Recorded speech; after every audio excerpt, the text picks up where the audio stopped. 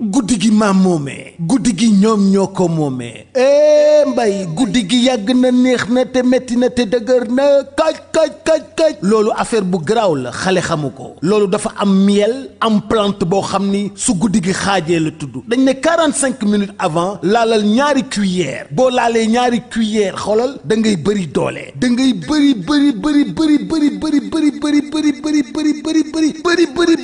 doole guddi gi neex lool yàgg lool livraison à domicile c'est possible kon li may wax xam ngeen lan la miel la ak ay plante loolu nag mi ngi jugee Paris mi ngi tudd la nuit nous appartient la nuit nous appartient wooteel 77 751 59 59 ñi ngi bàyyeekoo Sacré-Cœur 3 ñu livré la ko yée guddi gi day neex lool.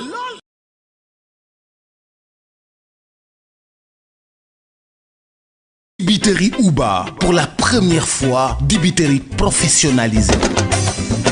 professionnel u ndawal mosoo ko dégg de am suñu marinadu bopp am suñu cafka bopp am suñu secret bopp na nga xamee ni noonu la McDonald amee ay secret noonu la dibiterie Uba amee ay secret dibi Uba saaf yàpp Uba méchoui Uba poulet Uba pigeon Uba pintade Uba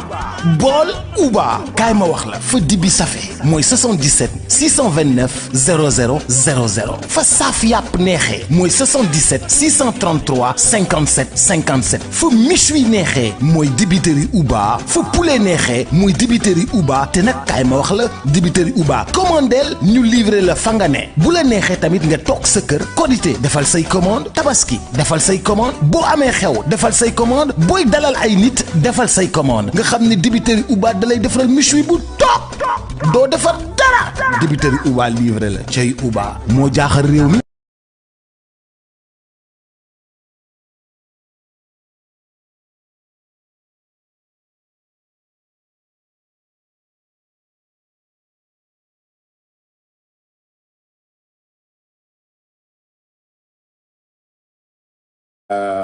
gars yi maa ngi leen nuyu di leen ziar di leen jaajëfal bu baax a baax kenn ku nekk ma fekk la fi nga nekk nuyu la ziar la jaajëfal la bu baax a baax di ñaan yàlla suñu vidéo bi fekk la si jàmm ak salaam xanaa di tàmbali rek di wax ni la hawla wala quwwata illa billahi alil azim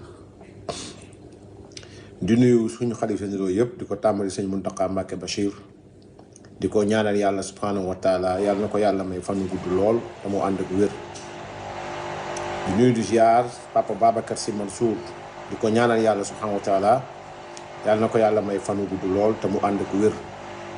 di nuyu di ziar papa Mahi Niass di ko ñaanal yàlla na ko yàlla may fanu gudd lool te mu ànd ak wér di nuyu di ziar xalif général des Layènes sëñ Mouhamadou Laye di ko ñaanal yàlla na ko yàlla may fanu gudd lool te mu ànd ak wér di nuyu di ziar waa Koki waa Pire waa Thiénaba Seck di nuyu waa Ndiassane di nuyu waa Daaka bi di nuyu la famille omarienne di nuyu l'église catholique à travers monseigneur André Gueye di nuyu suma parti politique muy l'Alliance pour la République di leen ñaanal yàlla subhanahu wa taala yàlla na leen yàlla taxaw bu baax a baax di nuyu di ziar képp koo xamante ni kilifa nga di am mbégte rek jaanoo ci yéen déjà li may njëkk wax maa ngi ko jëmale ci ñi nga xam ne ñooy activistes républicains yi jàpp naa ni bu leen werante ci mbir moo xam ni déjà ki ko wax li mu wax mu ngi leen déngaaral ci pénc mi waaye it bu leen nekk di xulloo ci loo xam ni l'objectif finalement doo comprendre lu mu doon may woo ñëpp nag ñu nekk à la retenue xam ni dëgg moom yàlla moo ko moom li ma ciy wax personnellement mooy man jàpp naa ni amul activiste républicain bu am sañ-sañ laa wax jël photo Serigne taf ko saaga mukk xalaatuñ ko te gëw ma ni daañ ko xalaat daañ ko def wala nga taf photo Serigne wax ju ñaaw ci moom déedéet man li may def souvent mooy su ma tafee photo rek damay rappeler te rappel moom yàlla moo nu ko digal ak ci ku mën a doon ci noonu maa ngi gërëm activistes yi ci loolu di leeral tamit ni bu nit waxee ci pénc taxaw am sañ-sañu ne ginaaru kenn nenu ma ñu nit nag wax dëgg yàlla nag duñu ay nen de déedéet waaye tamit duñu ay dof yu toppooral la ñu war a indi ci tontu dañ ko indi mu leer comme midi ñaar bi mooy c'est-à-dire que ku toog ci pénc nag attaquer benn régime au nom de sa ngëm-ngëm am nga droit am sa ngëm-ngëm ñun am nañu droit am suñu ngëm-ngëm en tant que militant politique dañ lay tontu bu fekkee tamit nag yow da nga nekk ci ñuy boole kilifa diine te wax ni yow kilifa diine nga sax di ko entretenir ci pénc mi erreur la bu mag parce que kilifa diine moom kilifa diine la tudd donc loolu dafa leer comme midi ensuite boo sosolee benn régime ne danaa bañaloon nangam ak nangam bu boobaa ñu nit dinañ ñëw taxaw leeral ne li nga wax amul parce que nguur googu mosulaa bañal dara kon da ci am préfet yeeg gouverneur yeeg sous préfet yi yoo xam ni da leen war ñoom bu coow amee fenn werante am fenn ñu jël yenn décision yi ñoom ñoo koy jël la preuve loolu mi ngi ko ne di am ba léegi kon mbir moomu du ma ci soleeti pare naa ci gis naa nag ñoo xam ni ñi ngi commenté ñenn ñi ay rakk lañ ci man très sincèrement àdduna du gudd gàtt àdduna du gudd gàtt maa ngi koy wax activiste yëpp gis nga lu ngeen xaritoo tey bu àdduna gudd gàtt ba ëllëg ngeen di ñëw di ko werante di ko teg ci pénc am nañu commenté mën na bañ nekk sama page parce que amaana jox nañ ma cër boo xam ni tamit sama page duñ ci wax yenn yi waaye ak page bu mën a doon donc man jàpp naa ni ñëpp man li ma war mooy après tout le monde a la raison mais àdduna gudd gàtt it ba may wax di ko jollante ay baat ak ñoo xam ne jàpp naa ni c'est des frères yoo xamante ni amaana lu mu yàgg-yàgg conviction kenn ku nekk sa ngëm-ngëm kenn ku nekk aussi man dama koy respecter très sincèrement je suis un démocrate. beneen bi nga xam ne aussi bëgg naa ci ñëw mooy radical bi nga xam ni moom la Waly Diouf Bodian di woote ci politique bu ko ci nit ñi fekkisee nit ñi ne dañ lay yedd yow c'est-à-dire que voilà un homme boo xam ne taxaw na nee na moom rek radical fu Macky Sall génnee moom ak Dame Mbodj ñu génn wax ca la leen neex ak la leen saf ñu di partager di ko bëggee mais bu nit ñi tontoo rek ngeen mer man na souvent damay faral di wax ne man du ma saaga déedéet mais it damay tontu du ma fekk it nit toog ma jékki-jékki rek si nga ni déet du ma ko def waaye it sama page lu ma ci wax lu nekk rek bis bu ñuy dajee incha allahu taala dama koy assumer mooy que Waly Diouf Bodian mooy Dame Mbodj Macky Sall mi ngeen jël lok ko ne du ngeen ko yàbbi moom day mi ngi dem di def li mu war a def mais yéen ci liñ leen di xaar maanaam Macky Sall mi ngeen di jël ŋànk ko te ŋànk bi ngeen ko ŋànk yépp ay feni neen ngeen di xëy di wax suba ba ngoon jot fen rek maa ngi wàcc yàlla ni bu fekkee ni jàpp ngeen ni Macky Sall dafa boom ay nit wax naa leen ko yomb na Waly Diouf Bodian am nga voix am nga maanaam am nga baat ci biir Pastef Ousmane Sonko da lay déglu ci biir Pastef waa Pastef dañ lay déglu di la bëggee bëgg ngeen xam fan la criminels yi féete bëgg ngeen xam ñi bawum xale yi 81 morts yi c'est-à-dire à l'attention de l'opinion internationale le Pastef qui est le parti au pouvoir actuel a l'habitude de traiter le président Macky Sall de criminel ou de chef de gang. Opportunité leur est donnée. Puisqu'ils détiennent l'Assemblée nationale, la majorité, ils détiennent le pouvoir exécutif, par ricochet, ils détiennent la justice, parce que le président de la République continue à présider au destiné du Conseil supérieur de la magistrature. Donc, ce parti qui a comme objectif de communication de ternir la réputation du président Macky Sall détient tous les pouvoirs. L'opinion internationale doit savoir que si on veut, bien entendu, savoir de quel bord se situent les criminels, il faut leur demander tout bonnement d'abroger la loi d'amnistie afin que des enquêtes exhaustives puissent être menées et que les responsabilités soient situées. Ils n'ont qu'à abroger la loi d'amnistie, c'est facile. Ils n'ont qu'à ouvrir des enquêtes, c'est facile. Ils ne le feront pas. Voilà un parti politique qui utilise des jeunes qui sont morts pour des raisons politiques ou bien à des fins politiques. Dès qu'ils entendent le président Macky Sall, comment dirais-je, trôner au sommet, ils commencent à alerter l'opinion. Et parmi eux, il y a une certaine société civile qui utilise des rapports ou bien de faux rapports pour participer, bien entendu, à cette campagne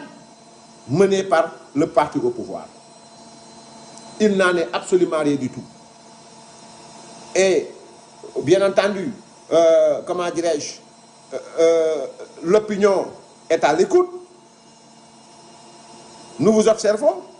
Abroger tout bonnement la loi d'amnistie. L'international saura. Les Sénégalais sauront qui a fait quoi et à qui. Donc, vouloir tout le temps de nous tankal, de nous sonal Macky Sall li, Macky Sall lé, te ñemewu len abroger loi bi. Gën ngeen loi bi dem ba Assemblée nationale ne abrogation partielle, interprétation. Pourquoi interpréter? Pourquoi abroger partiellement? Lan ngeen di ragal? Lan ngeen, de quoi avez-vous peur? Donc, système bi ngeen bëgg utiliser naan ay Macky Sall nangam loolu du jàll. Non du jàll. Am ngeen possibilité, am ngeen pouvoir exécutif, am ngeen majorité parlementaire. Bi ngeen bëggee teg haute cour de justice teg ngeen ko. Bi ngeen bëggee teg nu mu tudd sax seeni loi yi ngeen di jàllale ngeen ko. Bi ngeen bëggee jàllale loi interprétative jàllale ngeen ko. Lu tax du ngeen abroger loi bi? Dugal leen abrogation totale. Maanaam mooy dindi nañ lépp. Na ñëpp dem wuy ji ñu entendre ñëpp. Noonu yeeg yëpp nañ ko dindi. Ousmane Sonko ñeme. Toog mu ne nañ dindi noonu comme ni mu ko waxee woon devant la représentation nationale. Ngeen ne man mii Ousmane Sonko nangu naa dem wuy ji moo ko wax. Général Jean-Baptiste Tine nangu na dem wuy ji. Général Moussa Fall nangu na dem wuy ji. Yeneen ministre yi nekkoon foofu nangu nañ dem wuy ji. Ngeen teg mbir yi bu fekkee sax du am ay même bu fekkee amul sax ay tëjaateeg yooyu mais ñu xam la vérité ñu xam ñi jàppoon force spéciale lu ko waral force occulte lu ko waral ñi taaluñ bis bi ñan lañu yaraax ñan lañu bali ñu tiire balu kan la balu ñan la ndéem dëgg rek moo leen ñor fekkee dëgg rek moo leen ñor waxuma ñu tëjaatee déedéet mais nañ ne société civile oo député assemblée nationale oo nangam sàngamoo nañu génne benn commission boo xam ni du pour tëj kenn mais pour vérité la ñu xam la vérité ba pare nag ñu door a indi lépp dialogue national bi soral leen ci loolu Ousmane Sonko ne nangu naa d'accord naa bañ may jàpp fële ci booru Koupentoum xaw ma Vélingara bañ may jàpp nangam ak sàngam ñi ko jàpp ñëw indi ña doon enquête indi procès-verbaux yi ñu xool la vérité. Ñu xool ñoom Amy Diallo ñi fi jàpp ay temps ñoom Pape Mamadou Seck ñi fi jàpp ay temps ñoom Ousmane Kabiline Diatta ñi fi jàpp ay temps ñoom ñëpp ñi fi jàpp ay temps ñu ne garaawul maanaam tey jii nii amul sax problème kenn du tëj kenn mais nañu teg une commission boo xam ni sa mission mooy ñu teg la vérité des faits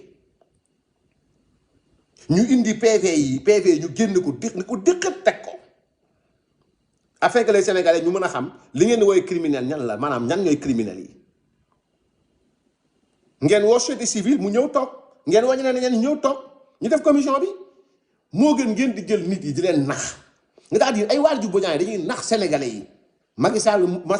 mës ta rey fekkee fu ñuy reyee mës a joxe ndigal pour ñu rey ay Général Moussa Fall fekkewuñ loolu xamuñ loolu ça ne se passe que dans vos têtes kon loolu dafay am solo kon continuer di tuddee Macky Sall nangam loolu c'est-à-dire il faut sénégalais comprendre ne moom mooy seen nu mu tudd sax seen système de communication ci loolu lañ téye parce que amuñu leen luñ téye amuñu résultat xamul nu ñu war a mën a wax parce que fu ñu laal mu saf Macky bi ngeen fi toogee ba léegi lu ngeen laal mu saf Macky bu ngeen jëmee ci ndox mi mu saf Macky bu ngeen jëmee ci courant bi mu saf Macky jaww ji mu saf Macky maanaam au toucher au vu à l'ouïe lu ngeen laal Macky Sall la ginnaaw ba nag xam ngeen ni ay daam fi nga nekk c'est une vision du président Macky Sall bu kenn bokkul Abdou Mbaye moo teg première pierre ba foofa Macky Sall moo mujjee inauguré foofu stade Abdoulaye Wade premier ministre Abdoul Mbaye moo fa njëkk teg xeer ci ngeen di bànneexu muy Sicap Macky Sall moo mujjee inauguré foofu fa ngeen di bànneexu mooy ni mu tudd sax mooy stade international Abdoulaye Wade le tout ak bi mujjee ma buuba jaaj dem centre international boo xam ne man jaar naa fa jaaraat fa ak DG Abdoul Mbaye loolu Sénégal yëpp xam nañ ko muy semit match international ak garde des gros porteurs Macky Sall la soble bi ngeen fa def man mii dinaa leen dugal vidéo yi maa leen ko njëkk def fuuf kon ñëw di def ay toppaat Macky Sall ñëw inauguré musée Yonent bi saa salaam Diomaye ñëw fa dafa sëndaw buñ ne projet ndox mu ngeen ngoro ci tiroir yi affaire u Macky Sall ne ko sëndaw ci pénc mi amul leen lu ngeen war a wax nit ñi ñàkk ngeen jom trop DER bi ngeen di jël di ko tiitaroo DER ba dem ba fi sax mujj nekk ay teefanke DER bi Macky Sall donc amul leen maanaam tey jii parce que bu ngeen leen seetloo amuñu xam-xamu defar dara mais xam-xam créer ay wax ak yàq dara moom dañ koo mën dans ce cas nag ñun ñu mel ni ñun dañuy tontu comme maintenant c'est-à-dire que il faut que ñu nekk à l'international porter ce même combat c'est-à-dire que là où ils veulent ternir la réputation du président Macky Sall faites des directs en français clair pour leur demander ou bien pour leur dire que Ousmane Sonko, Diomaye Faye, El Malick Ndiaye, vous détenez l'exécutif, le législatif et par ricochet le judiciaire. Parce que c'est le premier ministre qui a à le dire. Donc vous détenez tous les appareils, abrogez la loi d'amnistie, mettez en place une commission afin de rétablir la vérité des faits, menez les enquêtes qu'il faut pour qu'on sache maintenant de quel bord se situent les criminels ou bien les nangam sangam. Assez du blabla. Assez. Mais Waly Diouf Bodiang quand bu fekkee dañ ne dénk loo xam ne xamoo ci tous qui passe ta journée scotché sa téléphone di xaar Macky Sall dafa mel ni yéen Macky Sall mooy seen sonnerie réveil vous avez peur de lui bu ngeen dégloo turam ngeen di pëti di xëri mënu leen ci dara nangu leen li yàlla dogal yàllaa dogal ci moom ni au fait di ngeen ko fenal ba mu dem mais yàlla moo koy tiyal boppam te mag ñi dans leur ensemble dañoo booloo ci moom dëppoo ci moom gërëm ko sant ko kon yéen ñi nga xam ne nag amu leen cantu mag amu leen ngërëmu mag yéen daal àndandoo nu mu tudd sax voilà am na si yoo xam ne nag wax dëgg yàlla ndigal la Mbàkke Balla maa ngi lay sant di la gërëm lool ci coup de fil démb bi dinaa ci mës a ñëw ci bu ma ci amee ndigal mais sant naa la gërëm la Mbàkke Balla bu su wax si nag bu jotee man dinaa ñëw moo wax tur bi ak waxtaan da ca war mais Mbàkke Balla sant naa la gërëm la très sincèrement mais l'essentiel mooy c'est-à-dire que bon voilà am na si moo yoo xam ne mëntu ma ko wax mais tontu bi moom billaahi bu ngeen waxee naan tontu dafa am na foo xam désormais nag wax dëgg yàlla bon voilà nit ku nekk nag am na lu moomal boppam nit ku nekk aussi am na loo xam ne cër la yoo xamante nga koy jox nit yi mais lu ma mën a wax daal mooy xanaa fen moom garaawut bàyyi leen fen di wër di kàcc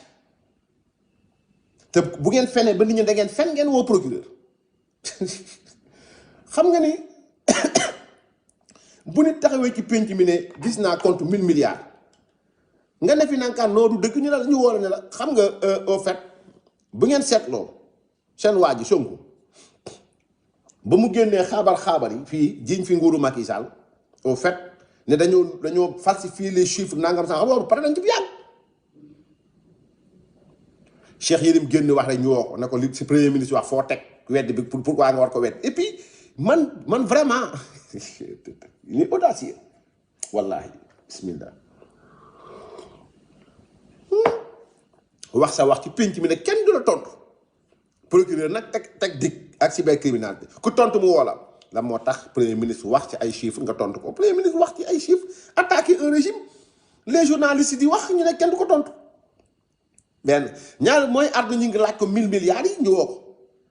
takkal ko benn baat boo xamante ni Pastef wax nañu kilo moom genn wàll libre la wax ñu woo ko doo ko 2 ans ak chute si mooy juste boo waxaatee rek moo war a tëj la donc au fait voilà un parti boo xamante ni dañ dëkk di nar ne kenn du wax dañuy nar waaye nag wax dëgg yàlla mi nga xam moo ñu bind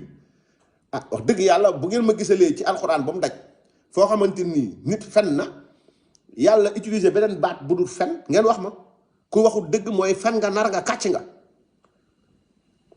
amaa nag bu dee kilifa la da ngay jàpp loxoom ci ruq bi ne ko saa yi mais nag nit ki jàpp nañ loxoom ci ruq jàpp nañ woo ko wax ak moom ci pénc mi mu të di nar rek ñu ànd ak moom ci désert bi wax ak moom muy nar rek ñu nuuroog moom ci biir géej muy nuqeeku far mu jëlee yor xelu jën tambaambaalu wër fu nekk ci àdduna bi di wër di nar di kàcc di sos rek dëgg yàlla dans ce cas ñun nag mënuñ lu dul saa yi kii day fen day nar day kàcc à lui maintenant de changer voilà de caractère commencé wax dëgg xam nga démb Guinée-Bissau Guinée Conakry fee au fait journaliste bi li mu ko laaj c'est pertinent mais réponse bi démb moom nangul naa ko ne moom réponse bu intelligente la maye démb moom muus na wax na ba génn ci ak a mën a lay poser question laa ne dina ci génn il va guerre defuma dara waxuma maa ko tëj donc maintenant wax dëgg yàlla moom amul leçon bu mu war a mën a jox Doumbouya très sincèrement Doumbouya bu tëjee activiste Ousmane Sonko wàcc na presque daanaka 40 la tëj daanaka ñoo xamante ni seen i xalaat ci wàllu politique réew mi Abdou Nguer kenn du la wax lu mu saaga amul commissaire Cheikh Sadibou Keita liñ ko tëjee nag dafa maanaam liñ ko yóbboo instruction baatu instruction moo ñàkk fayda léegi ay Diomaye ak Sonko dañ doon xuloo instruction 3 mois looy enquête maanaam lan ngay enquête foofu daal instruction 3 mois gis naa juge yaa xam Keita di tontu daanaka sax Pape Alé Niang man xaw ma mu koy tontu dafa sol robe magistrat xaw ma dafa sol robe activiste wala lu mu doon j'avais voulu répondre mais quand même juge la dama koy jox ci le juge très sincèrement pour rester républicain mais nag ñoom dañu war di génn ci débat politique bi parce que bu fekkee da nga nekk juge nekk magistrat di bind ci espace public bi attention les gens dañuy am obligation ñu tontu la parce que nag ñun dañuy politique mais pour jox la cër bi en tant que magistrat man très sincèrement j'ai lu son article je me suis posé la question de savoir si c'est des magistrats qui parlent ou bien c'est un militant qui défend un parti qui parle, qui défend un régime qui parle, ou bien c'est un banal activiste qui parle. Mais en tout cas, par respect à, comment dirais-je, à ce qu'il représente, je n'ai pas voulu apporter de réponse. Et au que si, nak aborde la réponse. Mais ça dit que au moment où tontu, surtout moi, vous faites qu'il y ait une game, nous pas aller dans le très sincèrement. Mais Ousmane Sonko, à Conakry, il devait être capable de dire que moi, je suis un peu mal placé pour parler avec Doumbouya. Voilà, qui emprisonnement et activistes, étant donné que j'ai enfermé presque une quarantaine d'activistes chez moi. Je suis en train de torpiller la liberté d'expression chez moi. Par conséquent, je ne suis pas le plus habilité, bien entendu, à, comment dirais-je, voilà, à donner des leçons de démocratie et de liberté à Doumbouya. C'est ça. Même Doumbouya, ça, même bu fekkee sax ne moom ci démocratie moom jéemul dara ci wàllu delloo nguur gi civil yi mais mi ngi jéem mi ngi def dara. Guinée Conakry, les gens voient que ni bon voilà il est en train de construire quelque chose Guinée di xëy di ko gis da ci am nag règle yoo xamante ni pouvoir bi civil yi ñoo ko war a incarner mais moom fii defu fi dara ay garabu mango lay jëmbat ay Dakar bu xëyee jël jet privé dem fee au moment où on parle de rationalisation ñu dagg li nga xam ni mooy bourse de sécurité familiale voilà donc les Sénégalais peinent à joindre les deux bouts président dem na ba fee wane benn ndaamal kuy joxoñ ko dem ci ñu am ñi ça aurait été plus convaincant que Diomaye dem wàcc banlieue bi fekk fi ñuy waxaalee pël-pël yi mu dem jënd ci ñooñu parce que tout simplement ñee ay VIP la ñu xaru VIP moo fa am mais tu vois la communication depuis presque une semaine on a vu voilà Fadilou Keita peut-être qui a abandonné son bureau dem foofu nekk teefanke bon voilà ñu préparé ñëw président pendant presque une semaine dem toog foofu waajal ko defaral ko ba mu normal mu ñëw dugg ñu préparé ko mais ça aurait été plus convaincant tu vois la communication mu wàcc dem ci pël-pël yi pour sénégalais delluwaat ci pël-pël parce que tant que ñi ngi dem di jënd ji ci ñi yar noonu teg noonu ay xaru 200 000 amu fa man de xar bu ma yar moom wax dëgg yàlla du ma ko jaay ni 200 000 très sincèrement parce que xaru yar la ma du ma yar sama azawat wala ma yar sama laadum ba mu mag ma koy jaay ay kii Aïda moom ñëw na moom tamit Aïda yaakaar na ne mi ngi nekk jamono Fantomas ba léegi indi na fi ay xar dégg naa gars yi ña ngay jooy xar yi man leen man du ma ci wax je vais pas en parler parce que Sénégal fii ngeen nekk ay nit di jóg di jël seen alal di ko def ci askan bi ñu naan argent du contribuable billahi argent du contribuable kon ñooñu téye seen alal toog jàpp seen ñàmbur ils ont raison de le faire Tahirou Sarr minimum mi nekk ci kaso bi Samuel Sarr mi nekk ci kaso bi Farba Ngom mi nekk ci kaso bi ñooñu ñëpp laa la wax c'est-à-dire daan nañu fet bi jot lañ mën ñu def ko ci nit yi mais jiñ ngeen leen sàcc ñoom ñëpp bon voilà donc ñooñu tamit bu doon maa ñoom damay téye li ma yor ñu bàyyi na nguur gi ñeneen jaay ay xar yoo xamante ni xaru lu mu tudd sax clopin yooyu bon voilà donc mi ngi doon en tout cas li ma mën a wax mooy si loolu c'est-à-dire que bon voilà donc mi ngi noonu en tout cas li ma mën a wax ba wax ko jëm ci activiste yi bu ma tënkee mooy tontonte bi jaru ko bu doon maay yéen c'est-à-dire man du ma leen jox ndigal mais gis-gis laa ni jox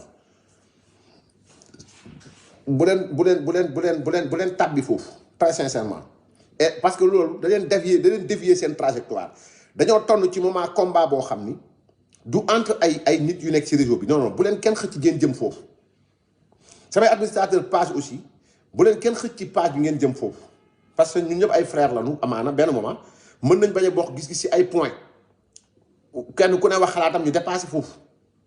mais bu ñu leen xëccee ci werante bee xuloo beeg ŋaayoo léegi ñu dévoyer seen combat du foofu combat bi mooy jàkkaarloo ak ñi nga xamante ni ñoom ñoo diriger Sénégal actuellement ñooy combat bi du leneen ak combat de la reconquête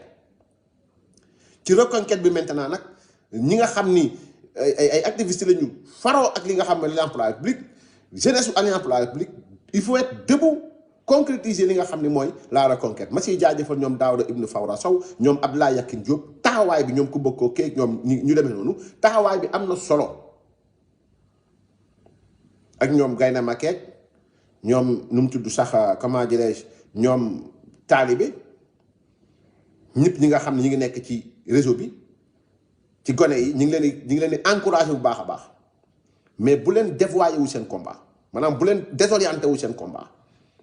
il faut garder le cap maanaam garder leen cap bi maanaam mooy li ngeen war a wax leen ko fi ngeen war a xeexee leen fa ñi ngeen war a waxal xam ngeen leen kon continuer leen ci loolu et travailler pour nekk ci li nga xamante ni mooy la reconquête loolu bu leen ci kenn dina mitti lool ça va pas être facile mais bu ngeen gestoo gis ku mel ni Pape Malick Ndour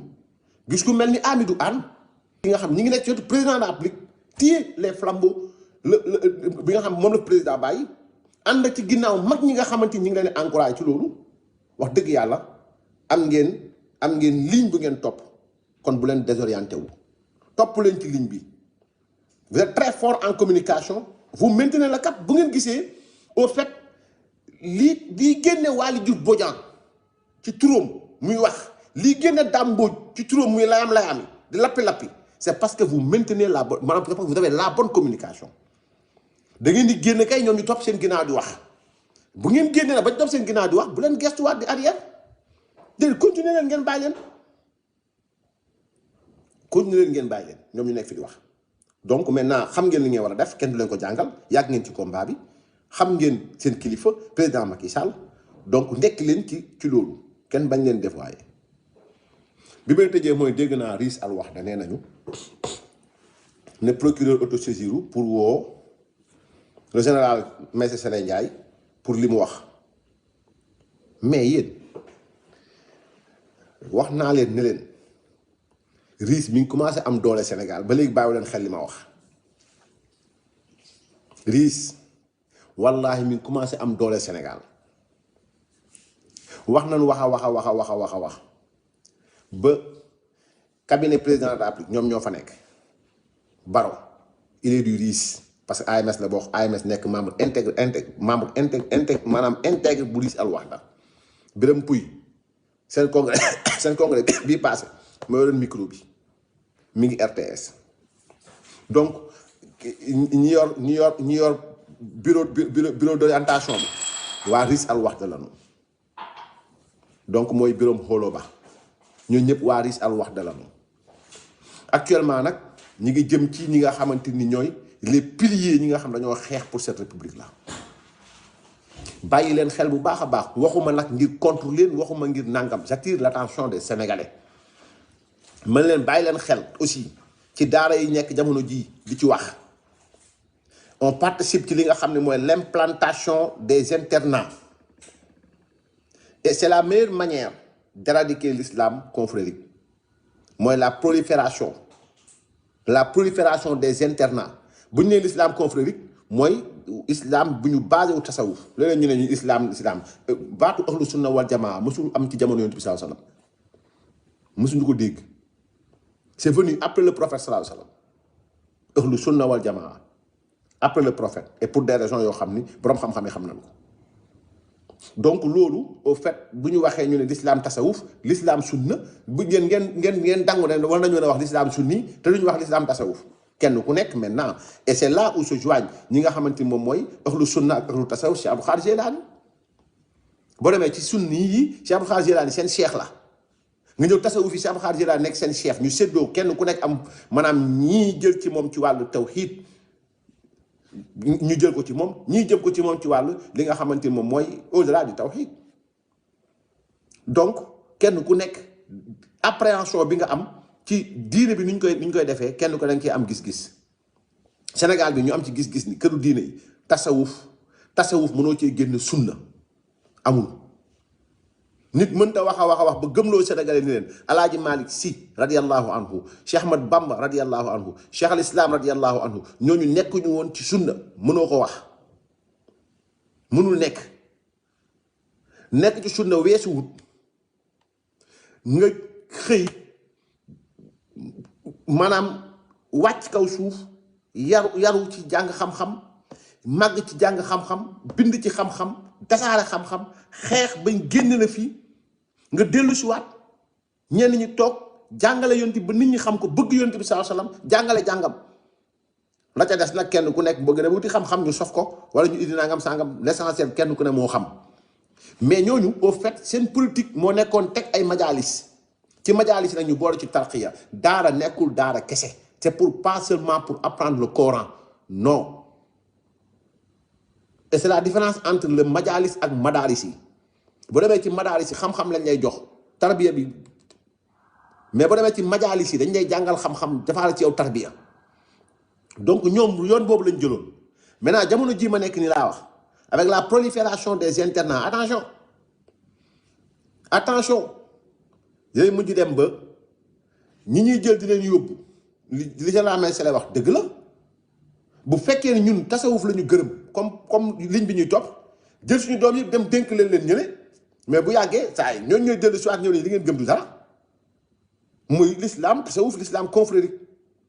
donc tey jii liñ bëgg mooy procurer autosaisir pour fay une voix wala fay ay nit wala nappaate kon ma ne RIS mi ngi commencé am doole Sénégal te RIS Al Wahda il faut ngeen def ay recherche ngeen xam ñooy ñan RIS Al Wahda fii Égypte bi waa ji amee Mohamed El Mousri ba ñu amee fa problème ñoom dañoo def marche fii défendre ko ne c'est un combattant de la bonne cause ñëpp gis nañu fii jamono ji nga xamante ni nu mu tudd sax Tariq Ramadan ak Sabar al Mashhour ñu ngi wax ci politique gu Sénégal ñooñu fi ñu bokk Tariq Ramadan frère musulman la bokk ñoo ko sant Sabar al Mashhour fi mu bokk baayam moo nekkoon l'aile armée bu frère musulman ils ont soutenu ici gars yi ñu leen fi indi ba ñu soutenir la ñan lañ doon soutenir ñan loolu du lu nit mën a dindi Sabar al Mashhour ndax jàppale na Pastef ou pas du lu nit mën a dindi bind na wax Tariq Ramadan bind na wax ñooñu fu ñu bokk frères musulmans lañ bokk. Où est le problème? Le dire c'est dire la vérité, c'est pas dire raconter des nangam sangam te daleen xool fi ñu jëm rek. taxaw am sañ-sañu ne ginaaru kenn nenu ma ñu nit nag wax dëgg yàlla nag duñu ay nen de déedéet waaye tamit duñu ay dof yu doppooral la ñu war a indi ci tontu dañ ko indi mu leer comme midi. ñaar bi mooy c'est-à-dire que ku toog ci pénc nag attaquer benn régime au nom de sa ngëm-ngëm am nga droit am sa ngëm-ngëm ñun am nañu droit am suñu ngëm-ngëm en tant que militant politique dañ lay tontu et bu fekkee ni tamit nag yow da nga nekk ci ñuy boole kilifa diine te wax ni yow kilifa diine nga sax di ko entretenir ci pénc mi erreur la bu mag parce que kilifa diine moom kilifa diine la tudd donc loolu dafa leer comme midi. Ensuite boo sosolee benn régime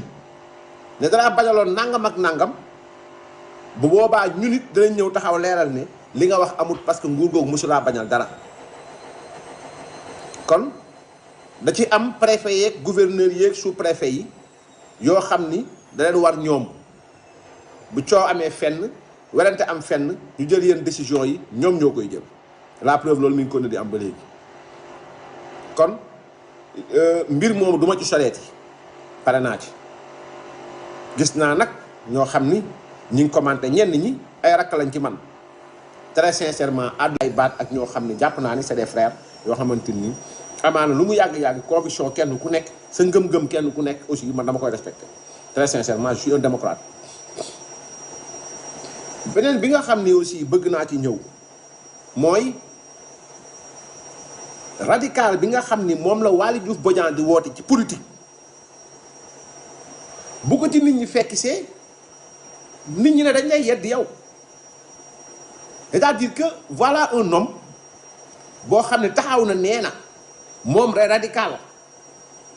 fu Macky Sall génnee moom ak Dame Mbodj ñu génn wax ca la leen neex ak la leen saf ñu di partager di ko bëggee mais bu nit ñi tontoo rek ngeen mer. man na souvent damay faral di wax ne man du ma saaga déedéet mais it damay tontu du ma fekk it nit toog ma jékki-jékki rek si nga ni déet du ma ko def waaye it sama page lu ma ci wax lu nekk rek bis bu ñuy dajee incha allahu taala dama koy assumer mooy que Waly Diouf Bodian mooy Dame Mbodj Macky Sall mi ngeen jël. lokk ko ne du ngeen ko yàbbi moom day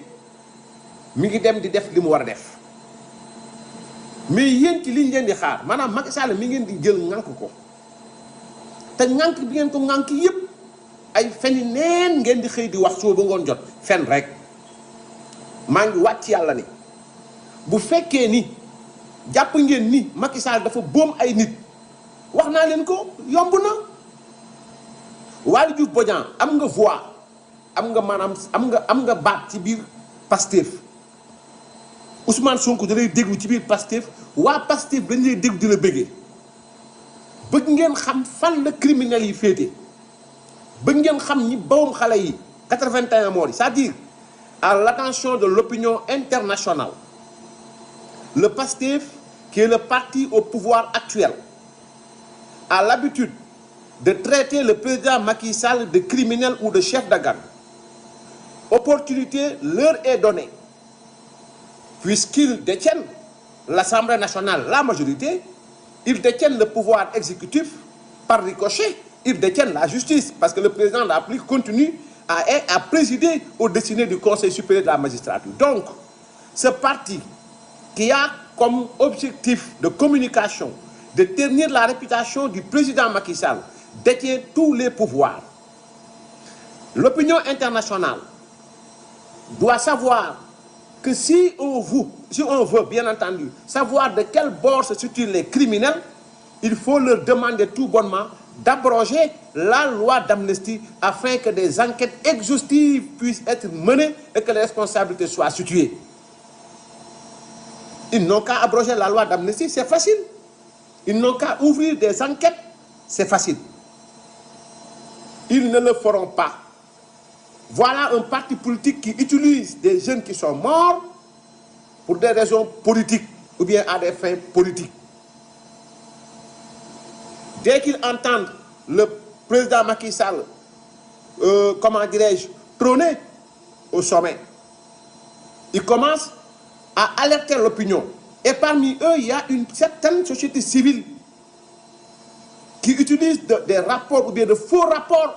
pour participer, bien entendu, à cette campagne menée par le parti au pouvoir. Il n'en est absolument rien du tout. Et, bien entendu, comment dirais-je, l'opinion est à l'écoute. Nous vous observons. Abroger tout bonnement la loi d'amnistie. L'international saura. Les Sénégalais sauront qui a fait quoi et à qui. Donc, vouloir tout le temps de nous tankal, de nous sonal Macky Sall li, Macky Sall lé, te ñemewu leen abroger loi bi. Jël ngeen loi bi dem abrogation partielle, interprétation. Pourquoi interpréter? Pourquoi abroger partiellement? Lan ngeen di ragal? De quoi avez-vous peur? Donc, système bi ngeen bëgg utiliser naan ay Macky Sall nangam loolu du jàll. Non du jàll. Am ngeen possibilité, am ngeen pouvoir exécutif, am ngeen majorité parlementaire. Bi ngeen bëggee teg haute cour de justice teg ngeen ko. Bi ngeen bëggee teg nu mu tudd sax seeni loi yi ngeen di jàllale ngeen ko. Bi ngeen bëggee jàllale loi interprétative jàllale ngeen ko. Lu tax du ngeen abroger loi bi? Dugal leen abrogation totale. Maanaam mooy dindi nañ lépp. Na ñëpp dem wuy ji ñu entendre ñëpp. Noolu yeeg yëpp nañ ko dindi. Ousmane Sonko ñeme toog mu ne nañ dindi noolu comme ni mu ko waxee woon devant la représentation nationale. Ngeen ne man mii Ousmane Sonko nangu naa dem wuy ji moo ko wax. Général Jean-Baptiste Tine nangu dem wuy ji. Général Moussa Fall nangu dem wuy ji. Yeneen ministre yi nekkoon foofu nangu nañ dem wuy ji. Ngeen teg mbir yi bu fekkee sax du am ay même bu fekkee amul sax ay tëjaateeg yooyu mais ñu xam la vérité ñu xam ñi jàppoon force spéciale lu ko waral force occulte lu ko waral ñi taaluñ bis bi ñan lañu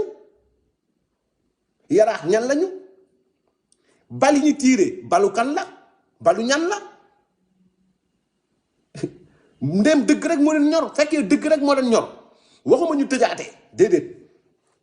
mais nañ ne société civile oo député assemblée nationale oo nangam sàngamoo nañu génne benn commission boo xam ni du pour tëj kenn mais pour vérité la ñu xam la vérité ba pare nag ñu door a indi lépp dialogue national bi soral leen ci loolu Ousmane Sonko ne nangu naa d'accord naa bañ may jàpp fële ci booru Koupentoum xaw ma Vélingara bañ may jàpp nangam ak sàngam ñi ko jàpp ñëw indi ña doon enquête indi procès verbaux yi ñu xool la vérité. ñu xool ñoom Amy Diallo ñi fi jàpp ay temps ñoom Pape Mamadou Seck ñi fi jàpp ay temps ñoom Ousmane Kabiline Diatta ñi fi jàpp ay temps ñoom ñëpp ñi fi jàpp ay temps ñu ne garaawul maanaam tey jii nii amul sax problème kenn du tëj kenn mais nañu teg une commission boo xam ni sa mission mooy ñu teg la vérité des faits ñu indi PV ñu génn ko dëkkat teg ko afin que les Sénégalais ñu mën a xam li ngeen di woowee criminel ñan la maanaam ñan ñooy criminels yi. ngeen woo société civile mu ñëw toog ngeen wàññi ne ngeen ñëw toog ñu def commission bi moo gën ngeen di jël nit yi di leen nax c'est-à-dire ay waajur bu ñaay dañuy nax sénégalais yi Macky Sall mës ta rey fekkee fu ñuy reyee mës a joxe ndigal pour ñu rey ay Général Moussa Fall fekkewuñ loolu xamuñ loolu ça ne se passe que dans vos têtes kon loolu dafay am solo kon continuer di tuddee Macky Sall nangam loolu c'est-à-dire il faut sénégalais comprendre ne moom mooy seen nu mu tudd sax seen système de communication ci loolu lañ téye parce que amuñu leen luñ téye amuñu résultat xamul nu ñu war a mën a wax parce que fu ñu laal mu saf Macky bi ngeen fi toogee ba léegi lu ngeen laal mu saf Macky bu ngeen jëmee ci ndox mi mu saf Macky bu ngeen jëmee ci courant bi mu saf Macky jaww ji mu saf Macky maanaam au toucher au vu à l'ouïe lu ngeen laal Macky Sall la. ginnaaw ba nag xam ngeen ni ay daam fi nga nekk c'est une vision du président Macky Sall bu kenn bokkul Abdou Mbaye moo teg première pierre ba foofa Macky Sall moo mujjee inauguré foofu stade Abdoulaye Wade premier ministre Abdoul Mbaye moo fa njëkk teg xeer ci ngeen di bànneexu muy Sicap Macky Sall moom mujjee inauguré foofu fa ngeen di bànneexu mooy ni mu tudd sax mooy stade international Abdoulaye Wade le tout ak bi mujjee ma buuba jaaj dem centre international boo xam ne man jaar naa fa jaaraat fa ak DG Abdoul Mbaye loolu Sénégal yëpp xam nañ ko muy semit match international ak garde des gros porteurs Macky Sall la soble bi ngeen fa def man mii dinaa leen dugal vidéo yi maa leen ko njëkk def fuuf kon ñëw di def ay toppaat Macky Sall ñëw inauguré musée Yonent bi saa salaam Diomaye ñëw fa dafa sëndaw buñ ne projet ndox mu ngeen nga rocc tiroir yi affaire Macky Sall ne ko sëndaw ci pénc mi amul leen lu ngeen war a wax nit ñi ñàkk ngeen jom trop DER bi ngeen di jël di ko tiitaroo DER ba dem ba fi sax mujj nekk ay teefanke DER bi Macky Sall donc amul leen maanaam tey jii parce que bu ngeen leen seetloo amuñu xam-xamu defar dara mais xam-xam créer ay wax ak yàq dara moom dañ koo mën dans ce cas nag ñun ñu mel ni ñun dañuy tontu kon maintenant c'est-à-dire que il faut que ñi nekk à l'international porter ce même combat c'est-à-dire que là où ils veulent ternir la réputation du président Macky Sall faites des directs en français clair pour leur demander ou bien pour leur dire que Ousmane Sonko, Diomaye Faye, El Malick Ndiaye, vous détenez l'exécutif, le législatif et par ricochet le judiciaire. Parce que c'est le Premier ministre qui a à le dire. Donc vous détenez tous les appareils, abrogez la loi d'amnistie, mettez en place une commission afin de rétablir la vérité des faits, menez les enquêtes qu'il faut pour qu'on sache maintenant de quel bord se situent les nangam sangam. Assez du blabla. Assez. Mais Waly Diouf Bodiang quand bu fekkee dañ ne dénk loo xam ne xamoo ci tous qui passe ta journée scotché sa téléphone di xaar Macky Sall dafa mel ni yéen Macky Sall mooy seen sonnerie réveil vous avez peur de lui bu ngeen dégloo turam ngeen di pëti di xëri mënu leen ci dara nangu leen li yàlla dogal yàlla dogal ci moom ni au fait di ngeen ko fenal ba mu dem mais yàlla moo koy téyel boppam te mag ñi dans leur ensemble dañoo booloo ci moom dëppoo ci moom gërëm ko sant ko kon yéen ñi nga xam ne nag amu leen cantu mag amu leen ngërëmu mag yéen daal àndandoo nu mu tudd sax voilà am na si yoo xam ne nag wax dëgg yàlla ndigal la Mbacke Balla maa ngi lay sant di la gërëm lool ci coup de filu démb bi dinaa ci mës a ñëw ci bu ma ci amee ndigal mais sant naa la gërëm la Mbacke Balla bu su wax si nag bu jotee man dinaa ñëw moo wax tur bi ak waxtaan da ca war mais Mbacke Balla sant naa la gërëm la très sincèrement mais l'essentiel mooy c'est-à-dire que bon voilà am na si moo yoo xam ne mëntuma ko wax mais tontu bi moom billahi bu ngeen waxee naan tontu dafa am na foo xam désormais nag wax dëgg yàlla bon voilà nit ku nekk nag am na lu moomal boppam nit ku nekk aussi am na loo xam ne cër la yoo xamante ne koy jox nit yi mais lu mu mën a wax daal mooy xanaa fen moom garaawut bàyyi leen fen di wër di kàcc te bu ngeen fenee ba nit ñi da ngeen fen ngeen woo procureur xam nga ni bu nit taxawee ci pénc mi ne gis naa compte 1000 milliards nga ne fi nankaan noo du dëgg ñu la ñu wóor ne la xam nga au fait bu ngeen seetloo seen waa ji Sonko ba mu génnee xaabar yi fii jiñ fi nguuru Macky Sall au fait ne dañoo falsifier les chiffres nangam sax xam nga pare nañ ci yàgg Cheikh Yérim génn wax rek ñu woo ko ne ko li si premier ministre wax foo teg wedd bi pourquoi nga war ko wedd et puis man vraiment il est audacieux wallahi bismillah wax sa wax ci pénc mi ne kenn du la tontu procureur nag teg dig ak cybercriminalité ku tontu mu woo la moo tax premier ministre wax ci ay chiffres nga tontu ko premier ministre wax ci ay chiffres attaquer un régime les journalistes di wax ñu ne kenn du ko tontu benn ñaar mooy àdduna ñu ngi laaj ko 1000 milliards yi ñu woo ko takkal ko benn baat boo xamante ni Pastef wax nañu kiloom moom genn wàll libre la wax ñu woo ko doo ko 2 ans ak chute si mooy bis boo waxaatee rek moo war a tëj la donc au fait voilà un parti boo xamante ni dañ dëkk di nar ne kenn du wax dañuy nar waaye nag wax dëgg yàlla mi nga xam moo ñu bind ah wax dëgg yàlla bu ngeen ma gisalee ci alxuraan ba mu daj foo xamante nii nit fen na yàlla utiliser beneen baat bu dul fen ngeen wax ma ku waxul dëgg mooy fen nga nar nga kàcc nga amaa nag bu dee kilifa la da ngay jàpp loxoom ci ruq bi ne ko saa yi mais nag nit ki jàpp nañ loxoom ci ruq jàpp nañ woo ko wax ak moom ci pénc mi mu të di nar rek ñu ànd ak moom ci désert bi wax ak moom muy nar rek ñu nuur ak moom ci biir géej muy nuqeeku far mu di yor xelu jën tambaambaalu wër fu nekk ci àdduna bi di wër di nar di kàcc di sos rek dëgg yàlla dans ce cas ñun nag mënuñ lu dul saa yi kii day fen day nar day kàcc à lui maintenant de changer voilà de caractère commencé wax dëgg xam nga démb Guinée Conakry fee au fait journaliste bi li mu ko laaj c'est pertinent mais réponse bi démb moom nangul naa ko ne moom réponse bu intelligente la maye démb moom muus na wax na ba génn ci ak a mën a lay moo tax bi ko journaliste posé question laa ne dina ci génn il va s'en sortir parce que dafa mën a lay non ñun comme te voilà dëkk jàmbur la voilà donc ñun duñu dugg ci biir politique nangam sangam patati patata wax na ba génn ci parce que moom dafa aay ci loolu dem moom dafa aay maanaam war na l'expertise comme ni mu waxee woon ba génn suite booti wax ba génn ci Mame Mbaye Niang wax na noonu dem ba génn ci journaliste nasaraan bi et là je suis d'accord avec lui quand même parce que boo demee dëkk jàmbur di fa wax ñu poser la question mel jëm ci wàllu justice à ma foi voilà mais daf ko waroon wax ni sama dëkk tëj naa ko mel ni Abdou Nguer defuma dara waxuma maa ko tëj donc maintenant wax dëgg yàlla moom amul leçon bu mu war a mën a jox Doumbouya très sincèrement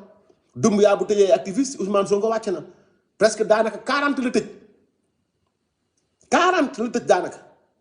ñoo xamante ni seen i xalaat ci wàllu politique gu réew mi Abdou Nguer kenn du la wax lu mu saaga amul commissaire Cheikh Sadibou Keita liñ ko tëjee sax dafa maanaam li ko yóbboo instruction baatu instruction moo ñàkk fayda léegi ay Diomaye ak Sonko dañ doon xuloo instruction 3 mois looy enquête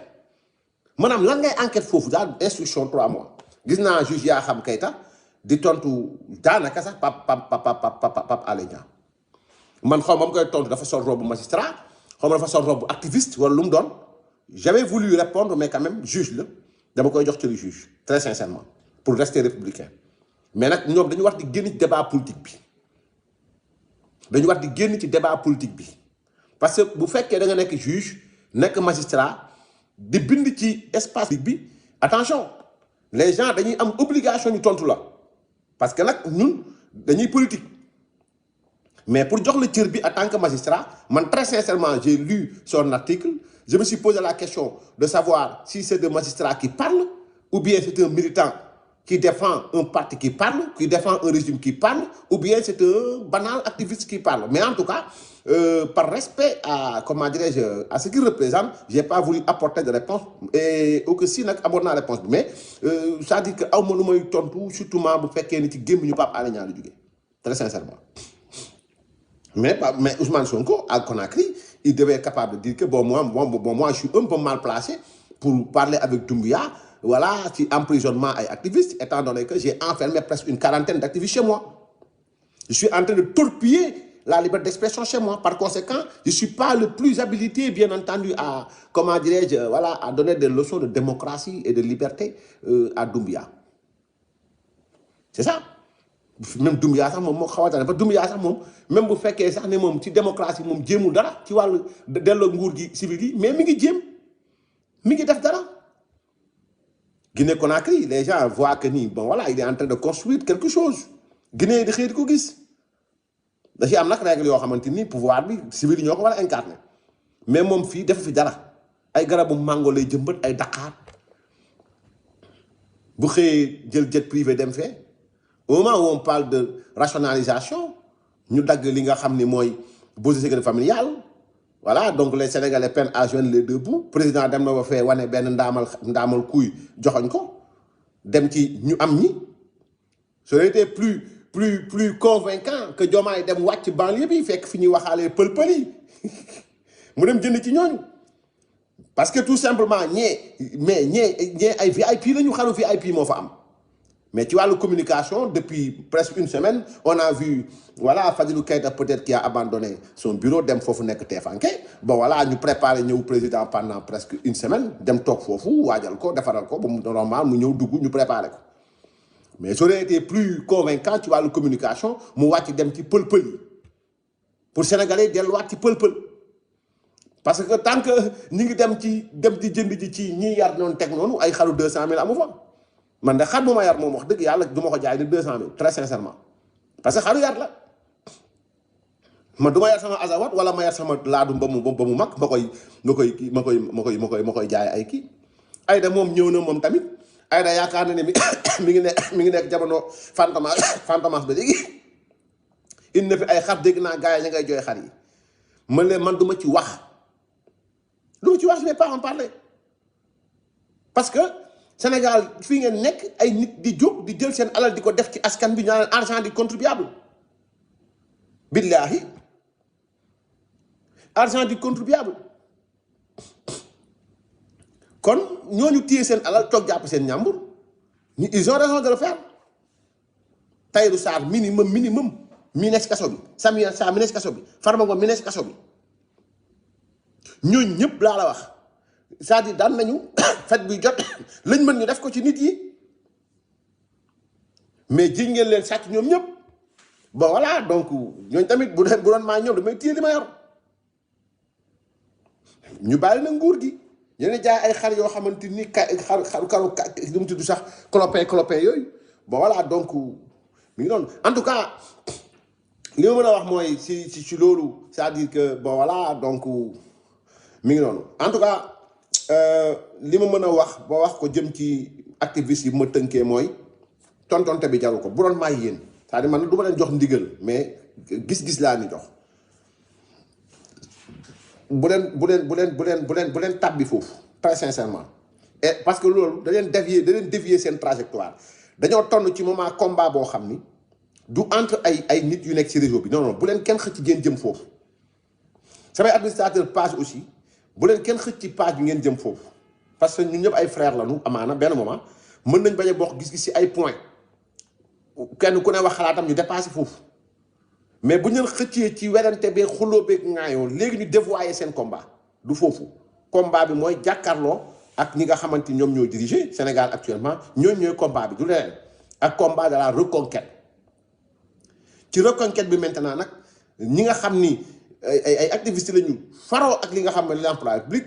jeunesse su Alliance pour la République il faut être debout concrétiser li nga xam ne mooy la reconquête ma siy jaajëfal ñoom Daouda Ibn Fawra Sow ñoom Abdoulaye Yakhine Diop taxawaay bi ñoom ku bëgg koo kii ñoom ñu demee noonu taxawaay bi am na solo ak ñoom Gayna Maket ñoom nu mu tudd sax comment dirais-je ñoom taalibe ñëpp ñi nga xam ne ñi ngi nekk ci réseau bi ci gone yi ñu ngi leen di encouragé bu baax a baax mais bu leen dévoyé wu seen combat maanaam bu leen désorienté wu seen combat il faut garder le cap maanaam garder leen cap bi maanaam mooy li ngeen war a wax leen ko fi ngeen war a xeexee leen fa ñi ngeen war a waxal xam ngeen leen kon continuer leen ci loolu et travailler pour nekk ci li nga xamante ni mooy la reconquête loolu bu leen ci kenn dina métti lool ça va pas être facile mais bu ngeen gestoo gis ku mel ni Pape Malick Ndour gis ku mel ni Amidou Anne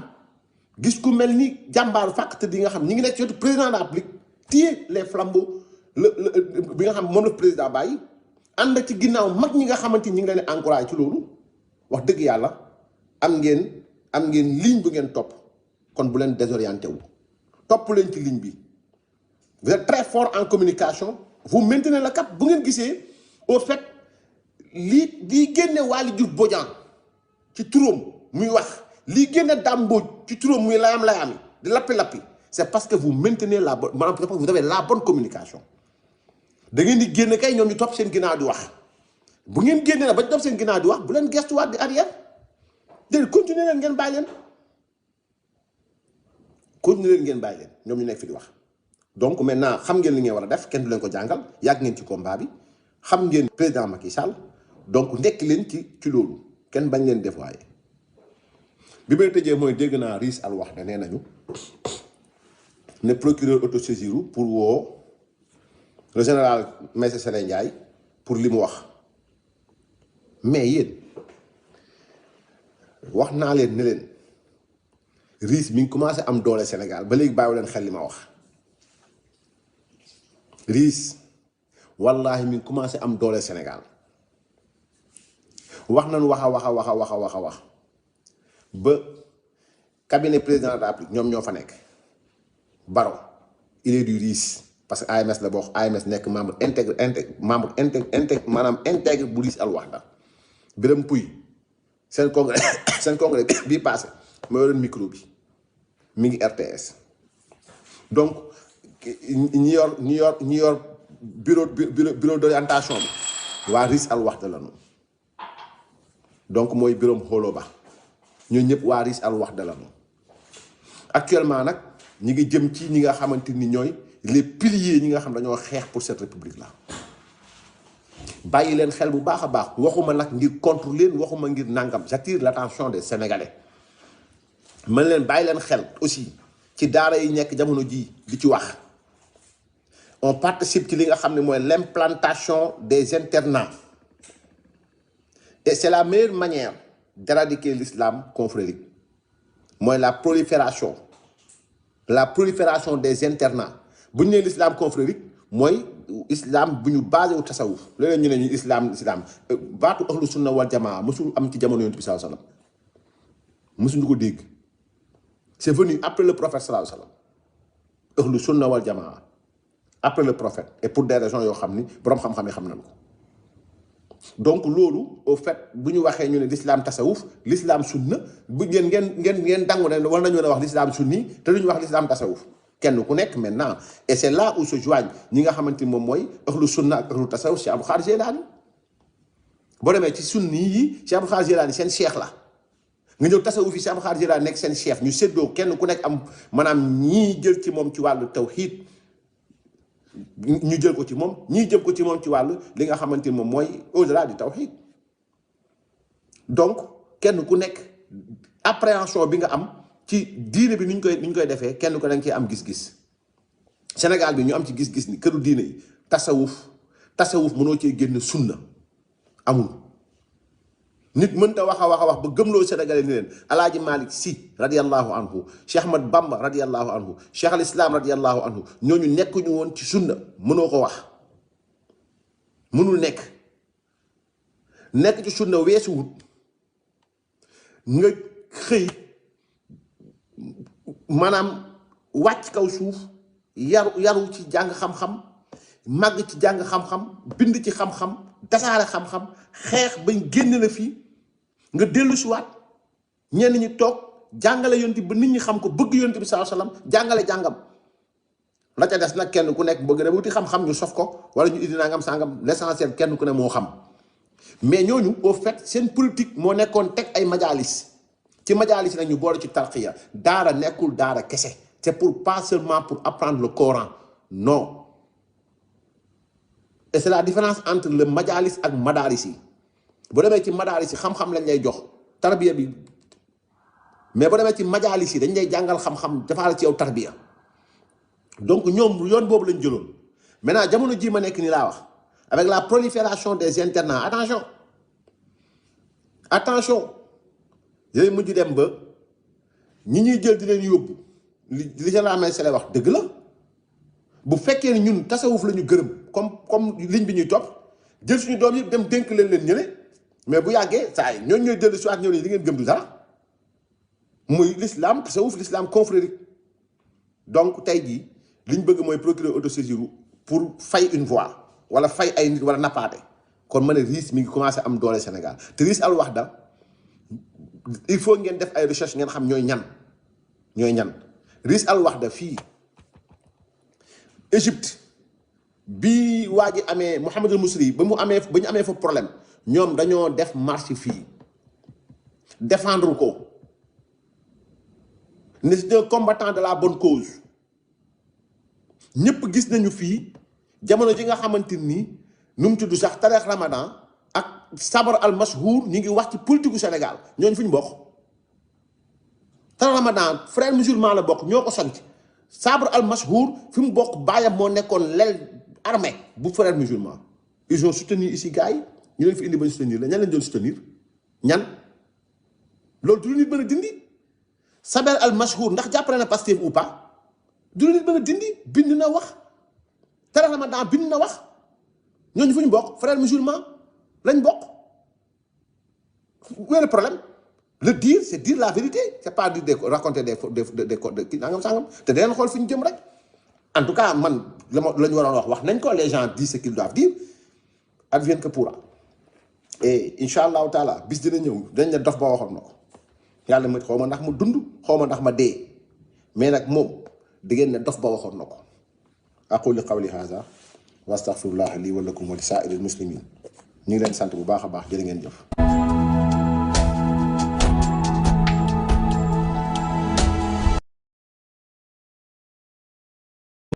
Aïssatou Diop Fall et cetera ñooñu ñoo jiite ñi nga xamante li nga xam ne mooy presse yi ñoom les jeunes reporters yi waroon toogal El Hadj Ndiaye toog ak ñoom ci benn salle wax ak ñoom bu ñu demee ba nga xam ne àtte bi tëna su boobaa président mën na cee doo ko jot xool nu mu ko réglé waaye léegi nga recevoir jeunes reporters yi te mu ñëw recevoir patron de presse yi luy problème bi léegi nag li Omar Ndiaye mi wax du neex a weddi ndax ministre bi président dañu ko woon boo xoolee 4 avril dañu woon pour ngeen yegsi ci man mën na am lu ko gën a yomb njëkke leen dajeek ministère bi ba pare ngeen waxtaan ak ñoom